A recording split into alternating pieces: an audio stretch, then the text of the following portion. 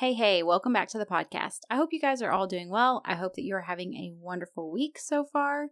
And I'm just going to talk today about dealing with disappointment and also discouragement, specifically in the area of whenever we are trying new things for our children, whether that would be some kind of alternative treatment, some kind of natural remedy, some kind of new therapy. It could be really anything, but we really have put a lot of hope into trying some kind of new thing to help our child, and then we're not seeing the progress that we were hoping we would get. How do we deal with those feelings of disappointment whenever we come up against that? I feel like it's something that all of us have encountered in some different form, at least one time or another. I know it's something I've encountered multiple times, so I just want to have a conversation about it. So let's go. Welcome to the Special Kind of Motherhood podcast. This podcast is for moms who are parenting differently abled children. Maybe you desire to switch to a more natural lifestyle to improve your family's health, but you have no idea where to start. You're longing for more routines and time, but every time you try to implement those tips that you've spent hours researching, you realize that they don't work for your family dynamics. Hi, I'm Ashley. In this podcast, we will focus on implementing routines, switching to a more natural lifestyle, and uprooting those old mindsets that are keeping you stuck, so that you can plant yourself firmly in the truth that Jesus offers you. Our focus will be on creating small, customizable changes that will build upon one another over time to create real impact in your life. If you want to hear from a mama who has been raising several children with special needs and who knows how important it is to do this in a way that's sustainable and that doesn't add to your overwhelm, then this is the podcast for you. Pop in those earbuds, reheat that coffee for the third time, and let's go.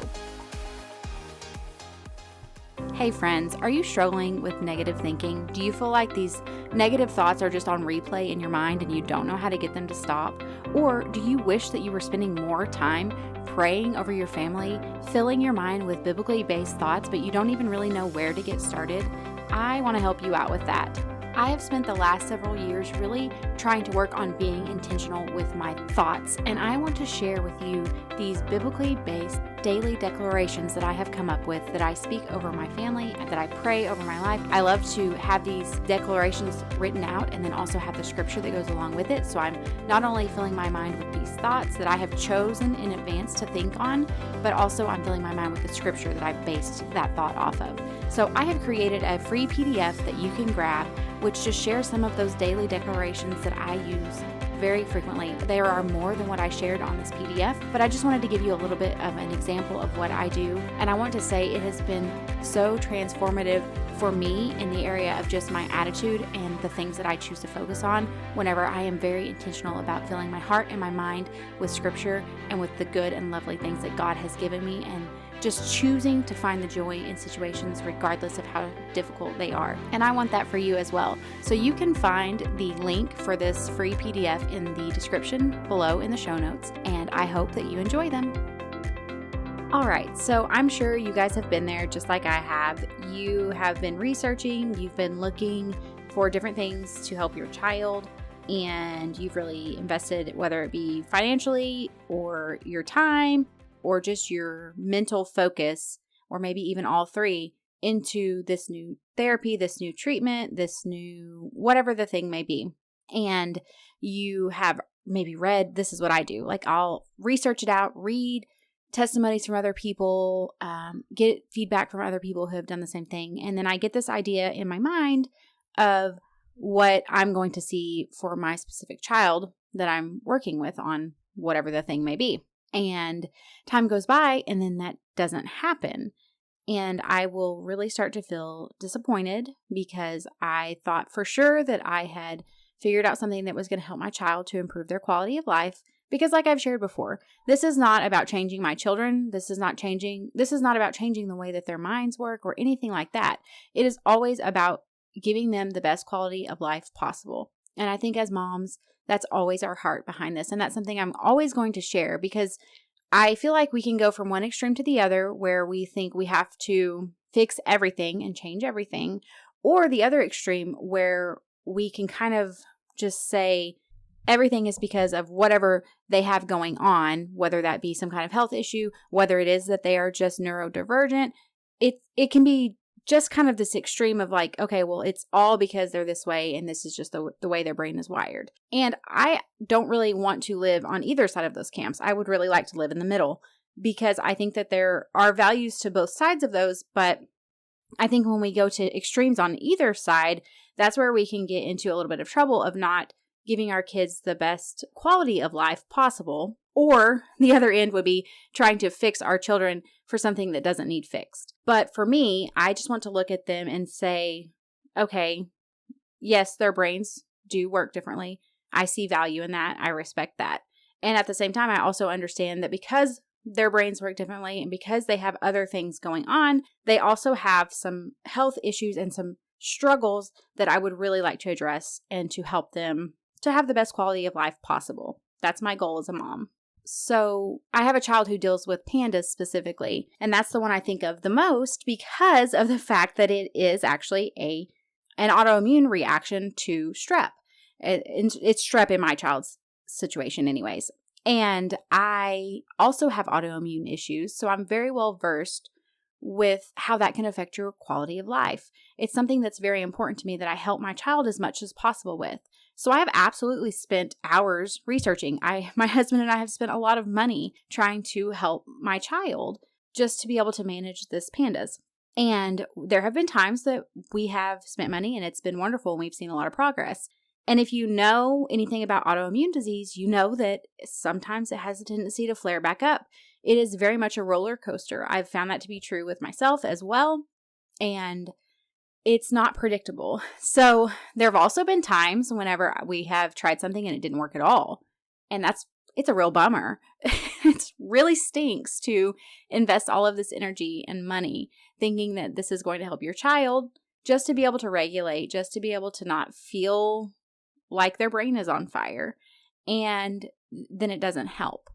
But regardless of whichever scenario I've been in where we tried something and it didn't work at all, or we tried something and it was really helping, and then for whatever reason, the child had a flare up and I felt like we had gone backwards 3 steps. I have really been left in a point of despair. If I'm being very honest, sometimes despair and discouragement and just feeling like, okay, Lord, I don't know what else to do to help my child. And it's not a fun place to be in. It's not a good feeling. If you're like me, and if you're listening, you probably are like me. You want to spend time doing whatever you can to help your children. You love your children insanely, and you want to help them as much as possible. And when it feels like you have spent a lot of your effort to help them, and it still feels like it's not helping them like you thought it would, it just really, really stinks. And so that's why I want to just talk about it. Let's have a conversation about the reality that sometimes we get disappointed. Sometimes we get discouraged. And it's not because we want to change our children. It's not because there's anything wrong with our children or there's anything wrong with the fact that we've tried these different things. It's just that it didn't go like we thought it would. And feeling discouraged and disappointed is a natural human emotion. So how can we deal with this in a way that is honoring to the Lord, that is honoring to our children, and that is actually healthy? And that has been a battle for me of working through this. Like, how can I handle this in a way that is honoring to my family, honoring to the Lord, but that also allows me to actually deal with the feelings that I feel that are very real, that I don't have to feel bad about feeling them because it's actually normal. Just like a parent who has a typically developing child. If something happens, maybe they thought this child was going to do X, Y, and Z, and then it didn't happen. Well, they feel disappointed too. It doesn't make them a horrible parent. It just makes them human. And I think that sometimes we put this idea of superhumanness on ourselves, which I've shared about, being super mom, feeling like we have to be super mom in a past episode. But I think that sometimes we think that we're not even allowed to have these feelings of disappointment or discouragement because somehow that must mean that we're saying something about our kids. And that's not true at all. I think it's absolutely possible to feel both things at the same time. We can feel extreme gratitude and thankfulness for our kids and complete acceptance and respect for them and how God has made them. And at the same time, feel really discouraged and disappointed that something didn't work out the way that we thought it would. So I want to share with you 4 different things that I have found that have really helped me to work through these feelings of just feeling kind of beat up by life. I've been going through a little bit of that over the last few weeks. I'm just like, whew, I feel like life just keeps knocking me down. And I think that's why I really felt like the Lord was just pointing me to share this, is because of the fact that I'm kind of in the middle of it right now. And so these resources that I use are very much front of mind for me, because it's something I'm having right now to be very intentional about working through and making sure that I am focusing on these things in order to get myself back to that place of joy, of peace, of the fruits of the Spirit, and of just feeling like I am showing up for my home, for my family, for my life in the way that I desire to, and not from a place of defeat. So the first step for me is to be honest about my feelings. This, again, like I've talked about so many times, is why community is so important. It's why being willing to be open and honest and just say, I am really struggling, or I thought this was really going to go a different way than it did, and it feels really disappointing. Having people that you can talk to and just be honest about that, I think, is so important. We have to be able to speak our feelings out and to do it in a way that it's going to be healthy, not someone who's going to make you feel worse after you're done talking about it, or who's just going to add to it, but someone who's actually going to help you process your feelings in a healthy way and help you to leave the conversation feeling like you've been able to relieve some of that stress and that pressure you feel, but you're also going away with a positive mindset and feeling like you have a new outlook on things and like you're ready to move forward. And one way that I do this is with the daily check-ins with my husband, which I've also talked about in episode 18, and I will actually link that episode below. But whenever we're doing our daily check-in with each other, we will share 3 different feelings that we've had for the day. And so if I've been struggling with a feeling of disappointment or of discouragement, that's the opportunity for me to share with my husband that I am feeling this way because of this. And then for him to hear me and to be able to validate the fact that it's okay that I feel that way. And then for me to just be able to talk that through. And just having that opportunity to talk through, to name the feeling you're feeling and why you're feeling it, and then get another person's perspective, it really is so helpful.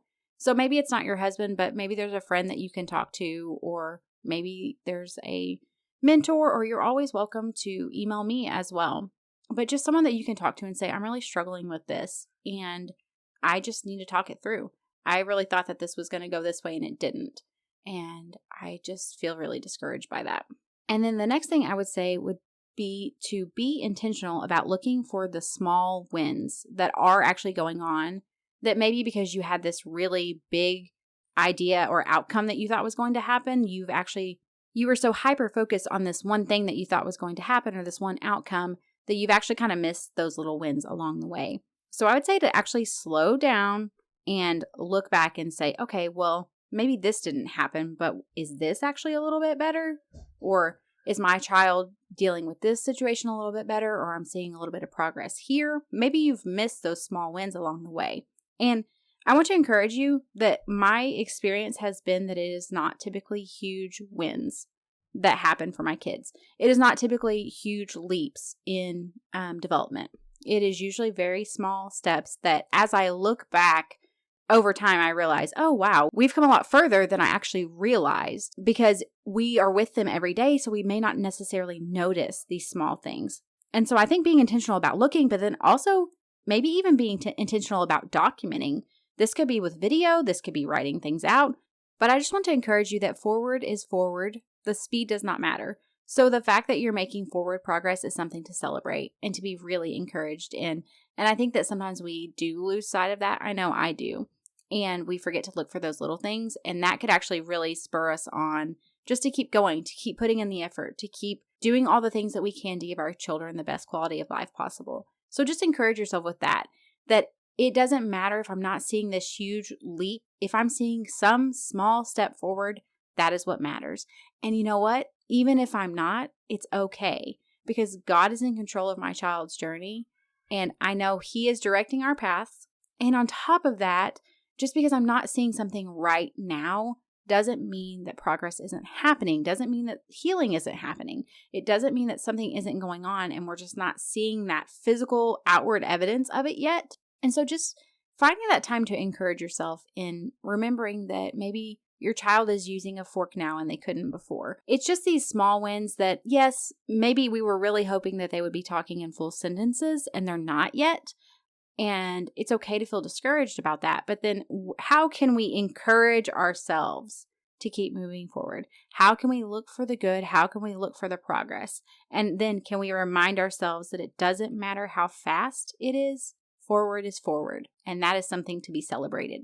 3, I would say, really ties into number 2, but it is actually choosing gratitude for those wins. So you look for the wins and then you choose to focus on being grateful for those wins. And by that, I mean very intentionally, not just this idea of like, oh, I'm going to be grateful, but actually setting out to be intentional with focusing on what you're grateful for. So this could be listing to someone else. This is something else my husband and I do with our daily check-in is we list 3 things we're grateful for every single day. So you're listing to someone else or writing it down, whatever works for you, or both. You're going to either write it out or you're going to list for someone else at least 3 things, 3 to 5 things that you're grateful for that day. And they don't all have to be about your kid, but maybe this is the time where you're very intentional in saying, okay, I did notice that this seems to be going a lot better. It could even be that they really got upset or they got very overstimulated and then they were able to regulate themselves a lot faster. It could be something like that, which is a huge win. But maybe you find that time, that intentional time of being grateful, whether, like I said, it's talking to someone else or writing it down, and then you're sharing there and you are focusing on those things that you are grateful for. Another thing that I love to do, I take videos of my kids, and then what I love to do is to go back, especially if it's a time, I don't do this daily, but if it's a time where I'm feeling really discouraged or just defeated, I will go back and watch old videos of my kids, and it just reminds me of how far my kids have actually come. That sometimes I just forget, and I need that encouragement and that reminder that we have actually come further than I am thinking we have in this moment because of where my heart and my mind is at right now. But I can take the time to watch these old videos or look at old, if you document stuff out, read back of like what was going on with them. I'm not really as much of a written out documenter type person. I just love to do the videos. And they're not even videos for documents. It's just I like to take videos of my kids. But I use it as a great tool to remind myself of the progress we have made on those days whenever I really, really need that reminder. And you can also just talk with other people. This is, again, where community comes into play, is whenever you're open about the fact that you're feeling that, then they can even remind you like, yeah, I get that you're having this struggle right now. And it's totally understandable that you're feeling frustrated. Don't forget that this has happened and this has happened and you've seen so much progress with that. And that's something to really be celebrated too. And that's why I think it's just so important to also have that community. But just being intentional about gratitude for those small wins that you do find, I would say would be step 3. And then for number 4, for me, it is resting and trusting in Jesus. And I kind of touched on that earlier, but it's just the fact that we understand that ultimately our children, their future and what goes on in their life, it is actually in the hands of Jesus. And we can rest in that. And we can understand that while it is absolutely our job to provide the best care and love for our children that is humanly possible, at the end of the day, what progress they do or don't see, what healing they do or don't see, what their life looks like as far as the areas of their health and things like that. Yes, we can do things, absolutely. Like I said, natural living, I'm all about switching to a more holistic lifestyle. But sometimes, even when we do all of those things, we still don't see the results that we want. And that's where we have to come to the point of realizing that we can do all we can do, but at the end of the day, they are ultimately God's. And so for me, this is why it's so important, like I mentioned earlier at the beginning of the episode, is to have these daily declarations that are scripturally based, that I am praying over my family, that I'm filling my mind with. I also love to fill my home with worship music. I just want to be very intentional about inviting the Lord into my home and about filling my heart and my mind with scripture, with good and godly thoughts, and then also pouring that out, that overflow from myself that I have been intentional about investing in myself and letting that overflow pour out to my children. And that's something that's very important to me. I want my children to see me doing all I can to help them and then know that at the end of the day, I also understand and trust Jesus and that He has a good plan for their life. And so that's why those daily declarations are so important to me. And it's something that I just feel so strongly about being intentional with. I love to record myself reading those out. I record it once on my voice app in my phone. I pop in my earbuds and then I just listen back to myself saying it. I will do that every day. And it's just been really, really transformative for me.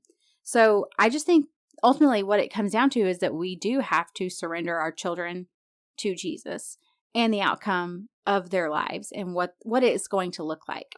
We do all we can do. We steward our home and our families well, but we surrender the outcome to Him. And that's why I think of Isaiah 41:10, which says to fear not. He is with us and He is going to strengthen us. He will help us and He will hold us up. So we aren't the ones who are responsible for the results. We don't have to fear. We don't have to feel like it's all sitting on us. He will hold us up with, actually says with His righteousness, because it's not us. It's not our goodness. It's Him. And that is such a freeing feeling to realize and to just surrender and trust Him and His good plan for our children's lives. The other thing I think of is Galatians 6:9, which tells us not to grow weary in doing good, because in due time we will reap what we sow. And I just cling to that promise of Scripture that what I choose to intentionally sow into myself and into my family and into those around me, God promises that I will reap that. And there are times that I choose to sow things that aren't good, but that's just part of being a flawed, sinful human. But my heart's desire is to sow good into those around me, to sow good into my family. I want to be intentional about what I am putting in their bodies. I want to be intentional about what I'm putting on their bodies. I want to be intentional about what I'm filling my home with, what I'm filling my own heart and mind with. I want to be intentional about those things so that when God sees fit, I will reap what I have sown around me. It makes me think of gardening as well, something I love so much. Whenever I take the time to plant the seed and to tend to the soil and to care for the plant, eventually I will reap what I have sown and I will get that harvest. And that's how I like to look at investing in my family, in my children, in those around me, even in this podcast, is that God has given me these people in my life and these things, and it is my job to steward them well and leave the results up to Him. But I can trust and rest in the fact that while it may not look and turn out how I think it might, I know that no matter what, He says that I will reap a harvest from what I have sown. So that's where coming back to just being very intentional. What am I sowing into my own self, into those around me? Am I being intentional about what I'm doing with my children? Or do I need to be more intentional? Am I choosing to sit and live in disappointment and discouragement and I'm sowing that into my life and those around me? Or am I deciding to say, yes, this is a very real feeling. I'm going to address it. I'm going to acknowledge it. And then I'm going to move on from it. And I'm going to pick up hope and I'm going to move forward, trusting in Jesus and knowing that He, no matter what, has good things planned for my family. It may not look how I think it should look, but I can trust that I know that He is good and He has good things for me, regardless of how it looks to me right now. So I hope that this has encouraged you. I hope that it has helped you to just possibly pick up some new ideas for ways that you can be intentional about sowing good things into your life, about practicing intentional gratitude.